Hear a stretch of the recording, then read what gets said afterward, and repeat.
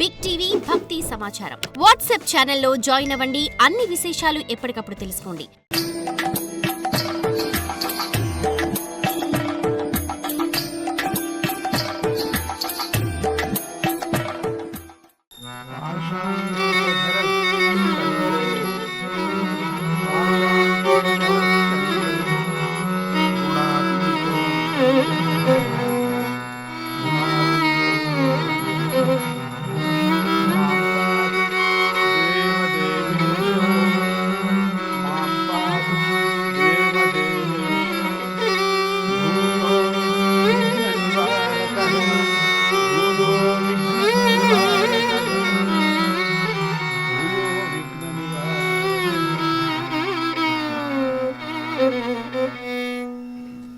మనం ఈ రోజు నుండి భాగవత భక్తుల కథలను చెప్పుకోబోతున్నాం. భాగవత అంటేనే భక్తుడు అని అర్థం. వ్యాస మహర్షి అంతటి వాడికే భాగవత మహాపురాణాన్ని రచించటం వల్ల మనశ్శాంతి లభించిందని చరిత్ర చెబుతూ ఉండగా సాధారణమైన మనుషులకు కూడా భాగవతం ఎంతెంతగా ఉపయోగపడుతుందో వేరుగా చెప్పవలసిన పని. భాగవత అనే పదానికి భగవతి భక్త అని నిర్వచనం. అంటే భగవంతుడి విషయంలో భక్తిభావం కలిగిన వాడు అని అర్థం. నిజానికి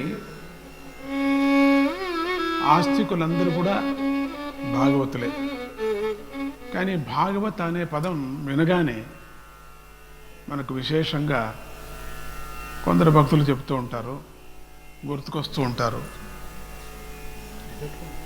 ఎందుకు అలా అంటే ప్రాణులందరూ తమ ప్రాణాలను అమితంగా ప్రేమిస్తారు.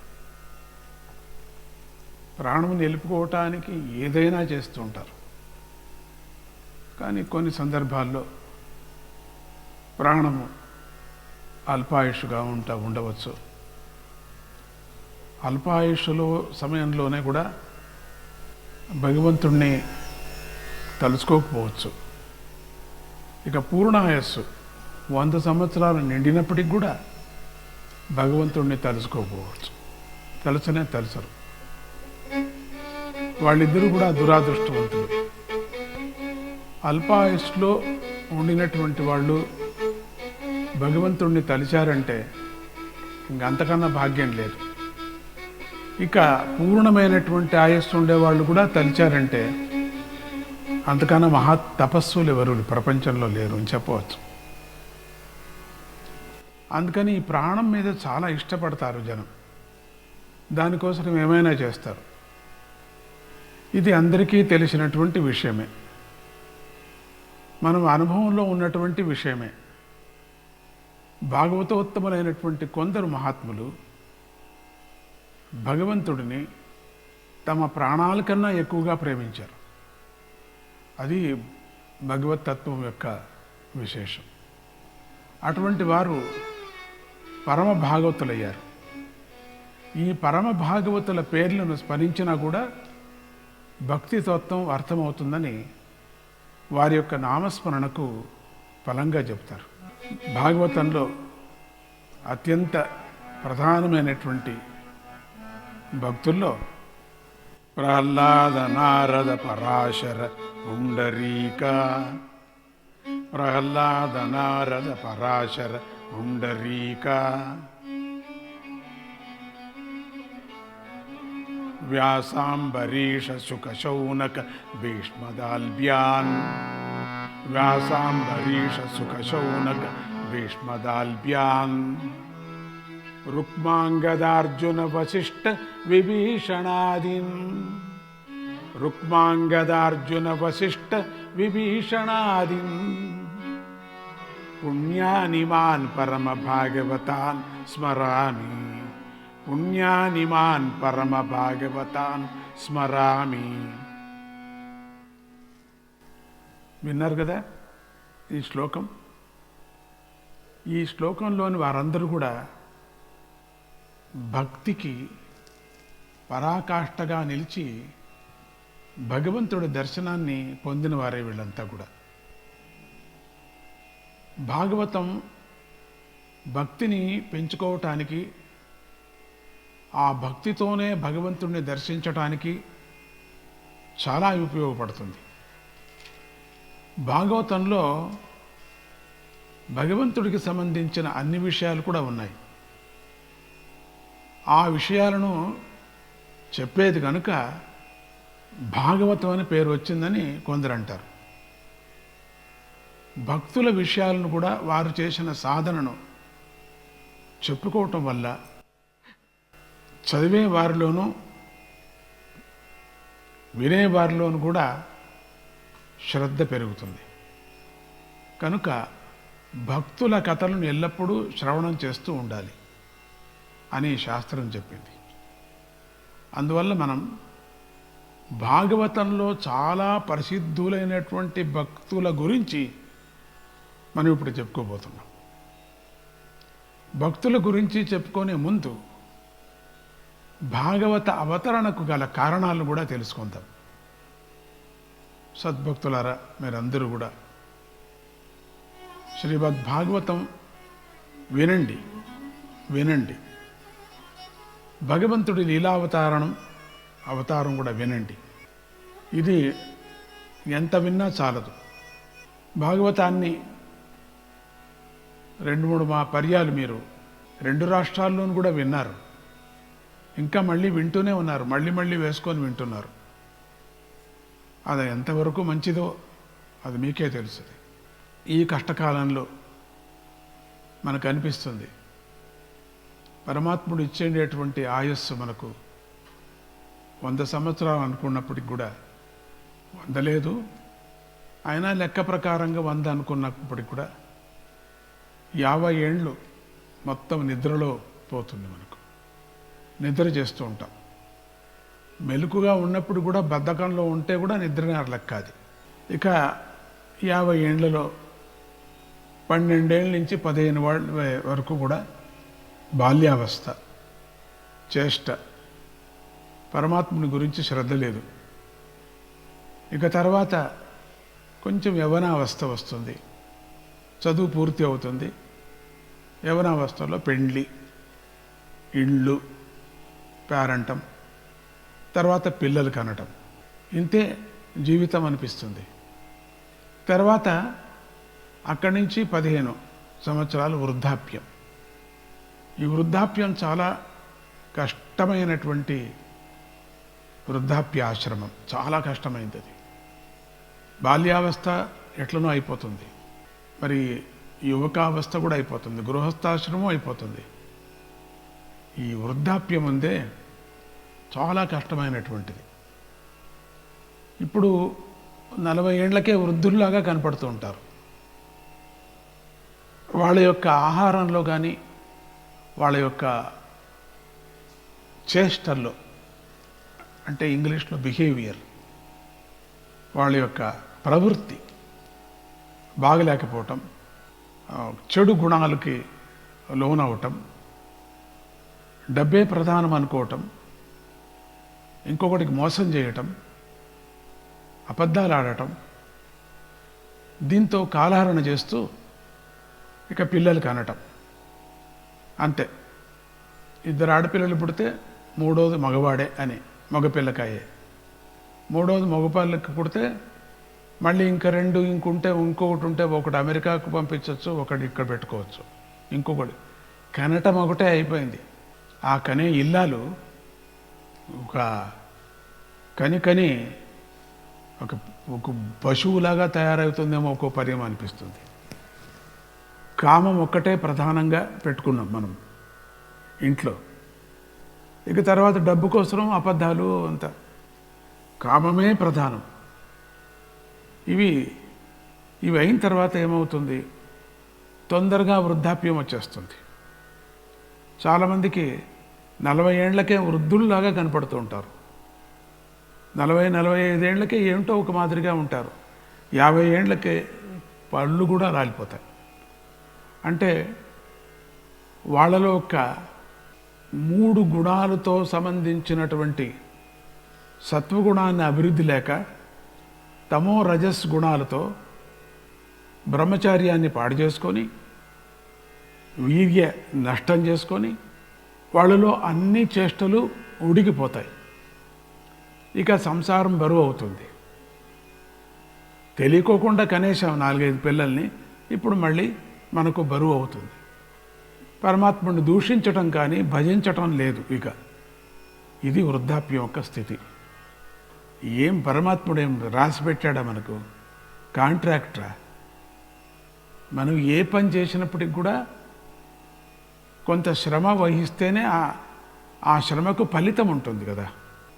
లేకపోతే ఊరూరికే ఒక చెట్టు వేసి దానికి నీళ్లు లేకపోతే, మంచి ఎరువు వ్యవసాయం లేకపోతే ఆ చెట్టు పెద్దదయ్యేది ఎప్పుడు? మరి మనకు ఫలాలు ఇచ్చేది ఎప్పుడు? అది చూడండి. అందుకని పరమాత్ముడిని నువ్వు భజించకపోతే నిన్నెవరు రక్షిస్తారు? రక్షించడు. భజించిన వాళ్ళకే రక్షించడు, ఇంకా ఏదీ లేని వాళ్ళకి ఎట్లా రక్షిస్తాడండి? రక్షించడు. నమ్మకాలు లేవు, చర్చ, సద్గురు దూషణ, ఇక దేవుడి విచారంగా డిబేట్స్, విపరీతమైనటువంటి మాటలు, ఇంక వేరే పని లేదు. ఒక క్రియ విశేషమైనటువంటి ఇంట్లో ఒక నియమము, ఒక తపస్సు, ఒక నిశ్చయమైనటువంటి ఒక టైం టేబుల్ లేదు. 9 గంటలకు లేవచ్చు, 10 గంటలకు లేవచ్చు, 5 గంటలకే లేవచ్చు, కాఫీ తాగొచ్చు, 6 గంటలకే పడుకోవచ్చు, సినిమా చూసి 2 గంటలకు పడుకోవచ్చు. నియమమే లేదు, అంతే. అటువంటి నియమబద్ధమైనటువంటి జీవితాన్ని గడుపుతూ క్రమప్రకారంగా పరమాత్ముడిని భజించిన వాళ్ళకే కష్టాలు ఉన్నాయి. ఇక ఏదీ లేనటువంటి వాళ్ళకి ఎట్లా ఉంటుందండి? ఇప్పుడు ఒక ఉదాహరణ, ఈ కరోనా సంగతి ఉదాహరణ. మనకి ఏదో ఫస్ట్ ఒక అలా వచ్చింది అన్నాం కదా, దాంట్లో భయపడ్డాం మనమందరూ కూడా. చాలా ప్రారంభ దశల్లో గోణితాటు అంటే దుప్పటిని, కమ్మడిని ఎత్తి ఎత్తి ఎత్తి ఎత్తి ఉతుకుతుందట. తర్వాత ఇట్లా కొనాకింతే అట్లా అయిపోతుంది. ప్రారంభ దశలో చాలా అనుసరించారు, చాలా కరోనా వస్తుంది, అట్లా అయిపోతుంది, ఇట్లా అయిపోతుంది. కొంచెం గ్యాప్ ఇచ్చింది, ఒక 2 నెలలు 3 నెలలు గ్యాప్ ఇచ్చింది అంతే. ఆ గ్యాప్లో ఏం చేశాం మనం? పెద్దలు చెప్పినట్టు వినలేదు, డాక్టర్స్ చెప్పినట్టు వినలేదు, ఇక సర్కారు మాట లేనే లేదు. మనకు ప్రాణం కావాలంటే ఎట్లా వస్తుందండి? కేవలం ఒక ఆక్సిజన్ లేక చచ్చిపోతున్నామంటే పరమాత్ముడు ఈ ఆక్సిజన్ ఇవ్వకపోతే మనమేం బతికేవాళ్ళమా? లేకపోతే ప్రతి ఒక్కరూ ఇంకా కొన్ని రోజులు అయిన తర్వాత, కొన్నేళ్ళు అయిన తర్వాత ఇది మాట వినటానికి కూడా కష్టమవుతుంది. ప్రతి ఒక్కరూ ఒక సిలిండర్ పెట్టుకొని తిరగాడాల్సి వచ్చే పరిస్థితి వచ్చింది. ఇప్పుడు వస్తుంది కూడా. ఎందుకు? దేశమంతా కలుషితమైపోయింది. మొత్తం కల్మషంతో కూడినటువంటిది. జీవితము కల్మషమే, వాతావరణము కల్మషమే, అన్ని విచారాలుగా కల్మషమే, మాట తీరు కల్మషమే. మనకు ప్రాణం కావాలంటే ఎట్లా వస్తుందండి? కేవలం ఒక ఆక్సిజన్ లేక చచ్చిపోతున్నామంటే పరమాత్ముడు ఈ ఆక్సిజన్ ఇవ్వకపోతే మనమేం బతికేవాళ్ళమా? లేకపోతే ప్రతి ఒక్కరూ ఇంకా కొన్ని రోజులు అయిన తర్వాత, కొన్నేళ్ళు అయిన తర్వాత ఇది మాట వినటానికి కూడా కష్టమవుతుంది. ప్రతి ఒక్కరూ ఒక సిలిండర్ పెట్టుకొని తిరగాడాల్సి వచ్చే పరిస్థితి వచ్చింది. ఇప్పుడు వస్తుంది కూడా. ఎందుకు? దేశమంతా కలుషితమైపోయింది. మొత్తం కల్మషంతో కూడినటువంటిది. జీవితము కల్మషమే, వాతావరణము కల్మషమే, అన్ని విచారాలుగా కల్మషమే, మాట తీరు కల్మషమే, నువ్వు చేసేటువంటి చేష్టలన్నీ కల్మషమే. ఒకరికొకరి మోసము, భార్య భర్తకు మోసం, భర్తకు భార్య మోసం, భార్యాభర్తలు పిల్లలకు మోసం, పిల్లలు తల్లిదండ్రులకు మోసం. ఈ విధమైనటువంటి ఒకరికొకరికి ఒక నిజమైనటువంటి బాంధవ్యం లేకపోవటము, ప్రపంచాన్నంతా సుఖాని కోసం చెడపటము, ఇవన్నీ ఏమైపోయింది? వాయు కల్మషం అయిపోయింది, అడవంతా కల్మషం అయిపోయింది, చెట్లు లేవు, కొట్టేశారు. సముద్రం కల్మషమైంది, కొన్ని కోట్ల కోట్ల చేపలు చచ్చిపోతున్నాయట. లిబానియోను అల్బియనియోను ఎన్ని కోట్ల చూస్తే అయ్యో అనిపిస్తుంది. ఎట్లా చచ్చిపోతాయి? తింటారు కదా, ఎట్లా చస్తాయి? కానీ అకాలంగా చచ్చిపోతున్నాయి. అంటే ఊపిరి ఆడుకోకుండా. ఎందుకంటే ఆ చెరువులో కల్మషాన్ని వదిలేరు. మన ఫ్యాక్టరీలు మనకోసరం, మనం బాగుండాలని ఏదో ఫ్యాక్టరీ కనిపెట్టి ఆ కల్మషం, జంతువులన్నీ నాశనం అయిపోయాయి. పోయిన సంవత్సరం మనం చూసాం, పెద్ద పెద్ద తిమింగలాలు, కొన్ని వేల తిమింగలాలు పోయాయి అన్నారు ఆస్ట్రేలియా దగ్గర. ఇవన్నీ మనం వింటూ ఉంటే పక్షి సంకులన నాశనమైంది, జల సంకులన నాశనమైంది. అట్లా ఉండని మానవ సంకులన నాశనం అవటానికి ప్రారంభమైపోయింది. కలియుగం కదా అని అంటాం మాట మాటికి. కానీ కలియుగంలో ఈ విధమైనటువంటి ప్రళయం, ఈ కరోనా ఒక ప్రళయమే మనకు. అందరూ ఉపన్యాసాలు చెప్తాం, లేదని కాదు, గంటలు గంటలు చెప్పచ్చు. ఒక సబ్జెక్టు తీసుకొని చాలా అద్భుతంగా చెప్పి ఫస్ట్ ప్రైజ్ సెకండ్ ప్రైజ్ కొట్టచ్చు. కానీ దానికి తగువుగా ఉండేటువంటి ఒక ఉపాయం ఏది అనేది ఎవరు చెప్పటం లేదు మనకు సరిగా. ఇష్టం వచ్చినట్టు చెప్తూ ఉంటారు.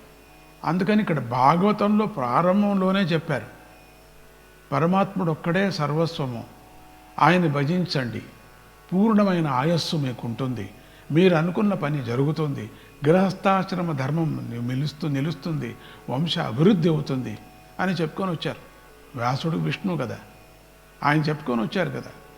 అటువంటి భక్తి అనేది లేదు మనకు ఇప్పుడు. అది కూడా ఎట్లా అంటే మనం ఒక కృతకంగా భక్తిని చూపించుకుంటున్నాం పరమాత్ముడికి. భాగవతం కానీ, మహాభారతం కానీ, రామాయణం కానీ పెద్దలు రచించి మనకు తెలిపినటువంటి విచారాల్లో జీవన విధానాన్ని తెలిపారు మనకు, ఆయుస్సు పెంచుకొని విధానాన్ని తెలిపారు మనకు, పిల్లల్ని పెంచే విధానాన్ని తెలిపారు మనకు. ఏదో ఒకటి రామాయణమే తీసుకోండి, మీరు మహాభారతమే తీసుకోండి, భాగవతం, దేనిది ఉపనిషత్తులే తీసుకోండి. వాళ్ళ చరిత్ర తీసుకున్నప్పటికి కూడా పిల్లల్ని పెంచే విధానం చెప్పారు. అసలు ఇల్లు కట్టే విధానం కూడా చెప్పారు, ఇల్లును రక్షించే విధానం చెప్పారు. మనం ఏమైనా అనుసరించామా? దాని గురించి పట్టించుకున్నామా? మనం పట్టించుకోలే. అదంతా కాకమ్మ భూవమ్మ కథలు అని చెప్పేశారు, ఒకటే మాట కొట్టి పారేశారు. వేరే పని లేదు వీళ్ళకి, భజన చేసుకుని చిటుకలు వేసుకొని భజన చేసుకుని రామా కిత్నా రామా గోయిందా అనుకుంటా ఉంటారు. అంత హాస్యం చేసేసారు అంత జనం ప్రపంచంలో. ఇప్పుడు అక్కడికే వచ్చారు, ఇప్పుడు రామా కిత్నా గోయిందానికే వచ్చారు అందరు కూడా. ఇప్పుడు అర్థమవుతుంది మీకు ప్రాణం అనేది ఎంత విలువ, బతకడానికి ప్రతి ఒక్కరూ ప్రయత్నిస్తుంది. ఒక ఈగ కూడా, ఒక దోమ కూడా ప్రయత్నిస్తూ ఉంటుంది. దోమ కూర్చున్నప్పుడు ఇట్లా అంటూ టపక్కన ఎగిరిపోతుంది. దానికి ఎవరు చెప్పారు? ఆ సిగ్నల్ ఇట్లనే లోపల మనం కొట్టలేము, ఎగిరిపోతుంది. ఏదో కొన్ని సందర్భాల్లో సస్తాయి, అది వేరే. ఆ విధమైనటువంటి సిగ్నల్ పరమాత్ముడు ఇచ్చాడు. అట్లనే జీవితంలో ప్రతి ఒక్కటి కూడా మనకు సిగ్నల్ ఇచ్చాడు. అటువంటి మొట్టమొదటి మనకు భాగవతం, సిగ్నల్ ఇచ్చినటువంటి భాగవతం. దాంట్లో భక్తుల యొక్క కథ అత్యద్భుతమైనటువంటిది. వాళ్ళ జీవితం ఏ విధంగా పరమాత్ముడికి సమర్పణ చేశారు అనేదాన్ని ఇంతవరకు కన్నడంలో చెప్పుకొని వెళ్ళే, ఇప్పుడు తెలుగులో చెప్పాలా అని చాలామంది ప్రార్థన చేశారు. ఈరోజు ఈ యొక్క ప్రేయర్ హాల్లో ఆ పరమాత్ముడి యొక్క తత్వాన్ని మనం తెలుపుకుందాం. ఇది మాయ ప్రపంచం, ఇది సుఖదుఖాలు వస్తూ ఉంటాయి. సరే అయినప్పటికీ కూడా ఎంత కష్టమైనా కూడా, ఎన్ని కష్టాలు వచ్చినా కూడా భగవంతుణ్ణి కొలుచుకోవటం, ఆయనలో చేరటం అనేటువంటిది భగవంతుడి యొక్క సంకల్పం. అదే ఈ భాగవత భక్తుల కథ. భాగవతం అంటే ఇంకెంత అద్భుతమో అది. మొదట సగుణ బ్రహ్మ శ్రీహరి చేత తప అనే ఉపదేశం పొంది చతుశ్లోకి భాగవత ఉపదేశం కూడా పొందాడు ఆ బ్రహ్మ. ఆ బ్రహ్మ తన పుత్రుడైన నారదుడికి ఉపదేశించాడు. దానివల్ల ఆ ముని భక్తి జ్ఞాన వైరాగ్య పరిపూర్ణుడయ్యాడు. వేదాలను విభజించిన మేధావి, సర్వపురాణాల కర్త అయినటువంటి వ్యాసుడు నారదుని వల్ల భాగవతోపదేశం పొంది శాంతి పరిపూర్ణుడయ్యాడు. తర్వాత శుకముని భాగవతామృత పానం చేసి అవధూత సర్వాత్మకుడు అయి తన తండ్రి కన్నా గొప్పవాడయ్యాడు శుకబ్రహ్మ. ఆ తర్వాత పరీక్షిత్ రాజు శుకుని వల్ల ఈ ఉపదేశం 7 రోజుల్లో పొందాడు. 7 రోజుల్లో పునీతుడయ్యాడు. ఇంకో కథ వస్తుంది, వేణుడు 7 సెకండ్లో పొందాడు, 7 నిమిషాల్లో భాగవత ఉపదేశాన్ని. అంటే అత్యంత శ్రద్ధతో ఒక్క శ్లోకం చదివినా చాలు, సగం శ్లోకం విన్నా చాలు అన్నారు. అటువంటి భాగవతం యొక్క మహిమ అంత ఉంది. 7 రోజుల్లో పొంది పునీతుడై పరమహంస పదవిని పొందాడు పరీక్షితుడు. భావనాశీలుడైనటువంటి భక్తులారా, మీరందరూ కూడా వేదమనే కల్పవృక్షం నుంచి పుట్టి శుకముఖం నుంచి చులుక నోటి నుంచి జారిపడిన ఈ భాగవత రసాన్ని మరణించేదాకా త్రాగండి. నిగమ కల్పతరోర్గలితం సుఖముఖద అమృత ద్రవ సంహితం పిబత భాగవతం రసమాలయ ముహురకో రసికాభువి భావుకాహ. ఆ నోటి నుంచి వచ్చేటువంటి రసం ఉందే, రసాలు, మామిడి పండు మనం అదంటే కదా మీకు అర్థమవుతుంది. భాగవతం ఉదాహరణ చెప్తే రసాలు, న్యూజివుడ్ రసాలంటే తెలుస్తుంది మీకు, ಅಥವಾ బాంబే పండు అంటే తెలుస్తుంది మీకు. న్యూజివుడ్ రసాలంటే అది తీసుకొని తాగినప్పుడు జొల్లు జ్ఞానం వస్తూ ఉంటుంది, కింద పడుతూ ఉంటుంది. న్యూజివుడ్ రసాలు అన్నప్పటికీ మీకు అప్పుడే వచ్చేసింది, జొల్లు వచ్చేసింది, అందరూ నోట్లో వచ్చేసింది. ఎటువంటి కాయలవాడు కూడా తింటాడు. ఆ మామిడి పండు కాలంలో తినాల్సిందే, లేకపోతే జన్మ ఎందుకు? అట్లనే భాగవతం వినాల్సిందే, జన్మ ఎందుకు అన్నాడు. న్యూజివిడి రసాలు తింటే కదా అని అంటారు, ఏం చేసేది. అందుకని దానికి ఇక్కడ పోల్చారు. అమృత ద్రవ సంహితం సుఖముఖ అమృత ద్రవ సంహితం, సుఖముఖం నుంచి వచ్చినటువంటి అమృతమైనటువంటి ద్రవ సంహితమే భాగవతం. పరీక్షితుడు దాన్ని తాగాడు, అది చెవులతో తాగాడు. ఏం చెవులతో ఎట్లాంటి తాగేయటం ఏంటో, నోటితో కదా తాగాల్సింది. మామిడి పండు నోటితో తాగుతాం, భాగవత రసాన్ని చెవులతో తాగుతున్నాం. భాగవత రసాన్ని మరణించేదాకా త్రాగండి, వింటూనే ఉండాలట. అందుకనే ఆ యూట్యూబ్లో పెట్టారు స్వామీజీ, వింటూనే ఉండాల. ప్రహ్లాదుడు మొదలైనటువంటి అనేక మంది భక్తులు అన్ని రకాలుగా భగవంతుణ్ణి కీర్తించారంటే అందులో ఏదో బలమైన కారణం ఉండే ఉంటుంది అని మనకు అనిపిస్తుంది. ఒక్కొక్కళ్ళు సాధనకు ఒక్కొక్క కారణం ఉంటుంది. ప్రతి ఒక్క వాళ్ళ జీవన చరిత్ర తీసుకున్నప్పుడు ఏదో ఒక కారణం ఉండక తప్పదు. కానీ అందరి సాధనకు సాధారణమైన కారణం ఒకటే ఉంటుంది. అదేమిటంటే భగవంతుడు తన అవతారాలలో తన భక్తులను ఉద్ధరించిన విధానమే. నిజానికి భగవంతుడికి ఎన్ని అవతారాలు ఉన్నాయో ఎవరు చెప్పలేరు. కానీ 21 అవతారాలు చాలా ప్రసిద్ధిలో ఉన్నాయి. అందులో దశావతారాలు మరీ ప్రాచుర్యంలో ఉంది, నిజంగా ప్రచారంలో ఉంది. ఆ దశావతారాల గురించి చెప్పుకుంటే కానీ మనకు భక్తి దృఢపడదు. అందుకే భాగవత భక్తులను గురించి చెప్పుకునే ముందు భగవంతుడి దశావతారాలను సూక్ష్మంగా మనం పరిశీలిద్దాం. అవతార పరంపర. మహావిష్ణువు యొక్క అవతారాలు అనంతాలు, చెప్పలేనన్ని అవతారం. వాటిలో ముఖ్యమైన వాటిని లెక్క వేసుకుంటే ఒక లెక్క ప్రకారం 21 అవతారాలు, మరో లెక్క ప్రకారం దశావతారాలని తెలుస్తాయి. ఆ దశావతారాలని మనం కొంచెం స్మరిద్దాం. మత్స్యః కూర్మో వరాహశ్చ, మత్స్యః కూర్మో వరాహశ్చ, నారసింహశ్చ వామనః,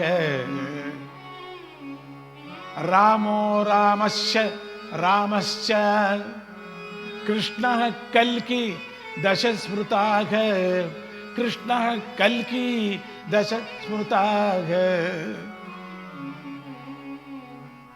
ఇక మత్స్యావతారం. మత్స్యో యుగాంత సమయే,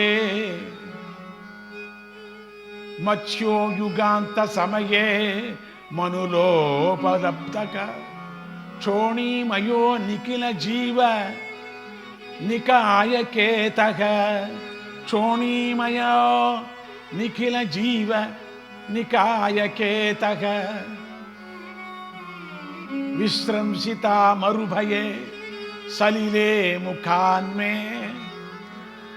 విశ్రంసితా నురుభయే సలిలే ముఖాన్మే. ఆదాయ తత్ర నిజకారక వేదమార్గాన్,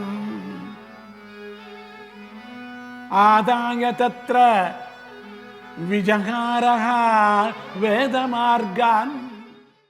ప్రళయ సముద్రంలో ముందుకు సాగుతుండగా సోమకుడు లేదా హయగ్రీవుడు అనేటువంటి రాక్షసుడు వేదాలను అపహరించగా మత్స్యరూపి అయినటువంటి శ్రీహరి వాడిని సంహరించి వేదాలను ఉద్ధరించాడు. ప్రళయం ఆగిపోయిన తర్వాత ఆ నావలోని జీవుల వల్లే మళ్ళీ పునఃసృష్టి జరిగింది. ఆ నావలో వేసుకొని వెళ్ళాడు కదా, ఏ పెద్ద నావాది, సాధారణ నావ కాదు, చాలా అద్భుతమైనటువంటి నావాది. ఇప్పుడుండే పెద్ద పెద్ద షిప్పులు ఉన్నాయి కదా, అటువంటి 1000 ఉండేటువంటి షిప్పులు ఉండేటువంటివి. అందుకని అవి వేరు వేరే విధాలుగా ఉండేటువంటివి. అంటే 5, 6, 7, 8, 9, 10, 11, 12 అంతస్తులు ఉండేటువంటివి. భూమి ఎట్లా ఉంటుందో అదేవిధంగా, ఆకాశం ఎట్లా ఉంటుందో అదేవిధంగా అన్నీ అదే సృష్టి రూపంతో ఉండేటువంటి ఆ నావలో నావా అని పేరు పెట్టారు.